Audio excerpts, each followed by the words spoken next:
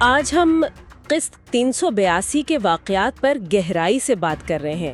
یہ قسط بہت ہی جذباتی تھی، خاص طور پر فرات کو لے کر، جو ہسپتال میں ہے اور اس کا پورا خاندان ایک عجیب امید اور خوف کی کیفیت میں ہے۔ بالکل، اس قسط کی خاص بات ہی اس کی جذباتی شدت ہے۔ ہر کردار جو ہے وہ تناؤ، محبت اور پرانی غلطیوں کے بوجھ تلے دبا ہوا ہے۔ چلے ہسپتال کے منظر سے ہی شروع کرتے ہیں۔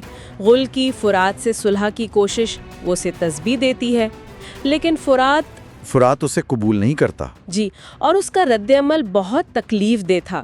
مجھے لگا کہ یہ صرف غصہ نہیں ہے، اس کے پیچھے کہیں نہ کہیں ایک خوف بھی ہے۔ آپ نے بہت اہم نقطہ اٹھایا ہے۔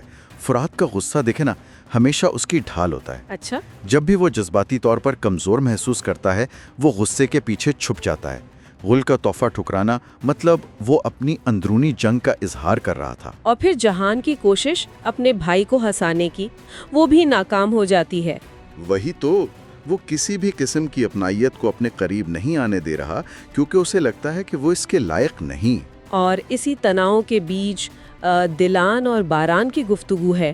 وہ ایک ٹھنڈی ہوا کے جھونکے کی طرح تھی۔ بالکل، باران جس طرح دلان کو تسلی دے رہا ہے، محبت اور صبر کی بات کر رہا ہے، وہ فرات کے کردار کے بالکل برعکس کھڑا ہے۔ صحیح۔ ایک طرف باران ہے جو محبت کو طاقت سمجھتا ہے، اور دوسری طرف فرات ہے جس کے لیے یہ ایک کمزوری ہے۔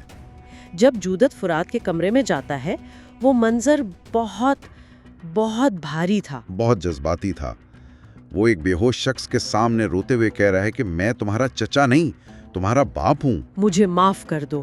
فراق گھر واپس آ جاتا ہے، خاندان اس کا استقبال کرتا ہے، اور وہ خود کہتا ہے کہ وہ ایک نئی شروعات کرنا چاہتا ہے، ماضی کو بھلا کر۔